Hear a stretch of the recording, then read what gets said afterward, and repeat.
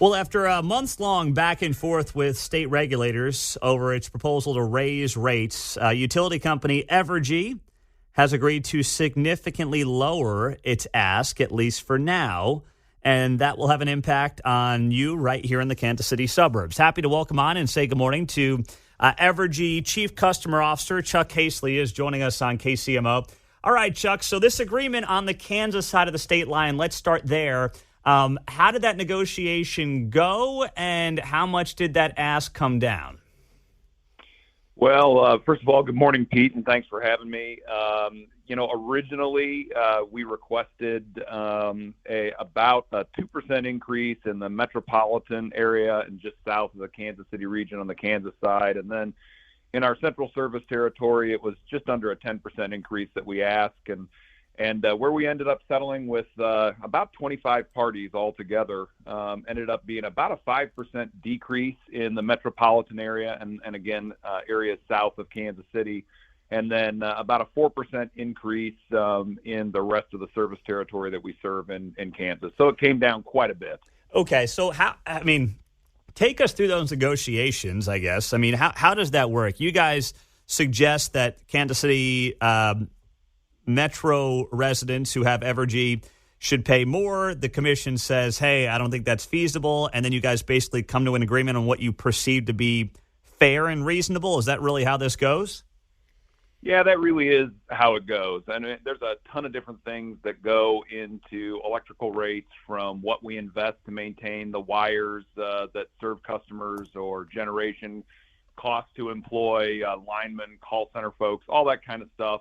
To our capital structure and the rate of return that we get for doing this. All of that kind of gets lumped into a large negotiation, and you go back and forth, and you end up at something that parties believe is fair. And we chose to do this because the alternative was to go to a long, protracted hearing, and we could find common ground, and this is where we ended up. So long and short, because there was a lot of conversation as to whether or not people were going to have to do their laundry at midnight to try to make sure that their energy costs weren't going to skyrocket. That is not a concern that Kansas City residents have to worry about right now.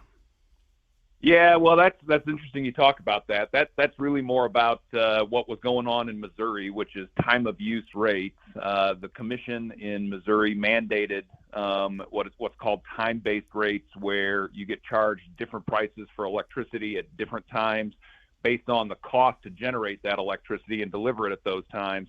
But even in Missouri, that's now something that customers shouldn't have to worry about. The commission just a couple weeks ago ruled that they would not mandate folks into a high differential rate. And so now the rate that most Missourians will get put into between October and December of this year is very similar to the rate that they're on now for residential customers. Okay, so you guys are negotiating, obviously, with those commissions on either side of the state line and trying to come to an agreement. But that's not something that Kansas ever had to worry about, the time rate usage, I guess. Yeah, no. In Kansas, it's just it's a flat rate. It's the same price no matter what time of the day you use it. And in Missouri, there's going to be a slight variation now, but nothing like it was going to be. And so, yeah, Those are things. Missouri has one set of regulators, Kansas has another, and so we're constantly talking to both. So what about Chuck Caisley? Evergy is joining us on KCMO. What about when it comes to how you guys are trying to deliver energy to folks in the Kansas City area in the most reliable, efficient, and cost-effective way? I know that the solar, the green energy is a big part of the push here, but when it comes to things like coal and nuclear, how are you factoring those into how you're delivering energy to people here in Kansas City?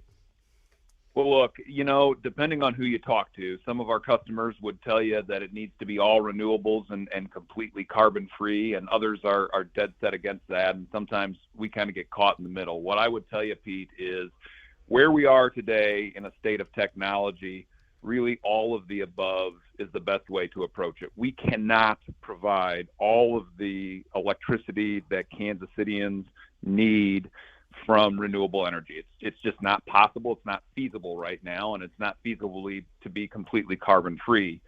The flip side is, and so coal, and nuclear play a big role in providing electricity. The flip side is wherever you can get cost-effective wind, principally wind in this area of the country, that does help to reduce rates given that it's so heavily subsidized by the federal government. So for us, it's really all of the above. This rate case saw us bring and extend the life of more coal facilities, but it also saw us talk to the commission about bringing on additional wind energy. So it's all of the above. Mm-hmm. But it's fair to say, I mean, like you say there, the wind energy is efficient for you and the customer because the federal government is subsidizing it in such a big way right now. Yeah, there is no doubt that a significant part of the value of wind energy and what makes it cost competitive is the federal subsidy, which is why you see every time that subsidy looks like it's about to end, folks push very hard to keep it continued. Mm-hmm. All right. Well, Chuck, I also want to just touch on here the Panasonic plant since we've got you on, and it looks like, and this goes back a few weeks now, but the Kansas Panasonic plant, there were concerns could lead to rate hikes for Evergy customers because of how much energy it's going to take to serve that Panasonic plant that's getting built up there in DeSoto.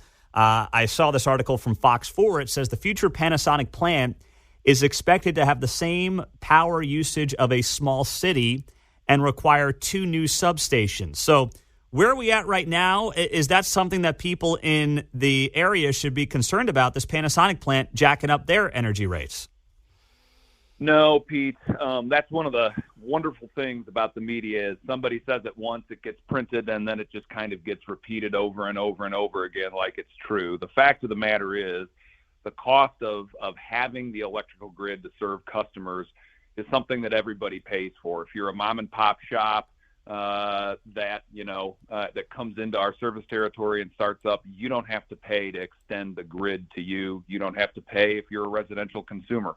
All you pay for is the wire from our wires to your house or to your business. And Panasonic is going to do that same thing. Now, having said that, they are a giant user. They are going to use a lot of electricity, just like the Ford plant, just like the GM plant, just like some of the other manufacturing entities in town.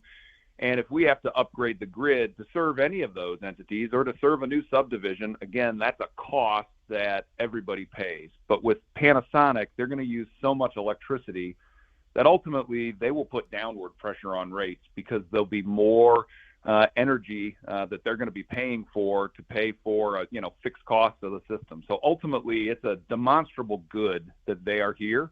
But the fact that we called them out in testimony and named them specifically as something driving growth has caused a lot of consternation. Yeah, it certainly has. But thank you for clarifying that and clearing some of that up. Chuck Caisley, Evergy Chief Customer Officer on KSTMO. Thank you for this, Chuck. Appreciate the update, and we'll be in touch. Perfect. Thanks, Pete.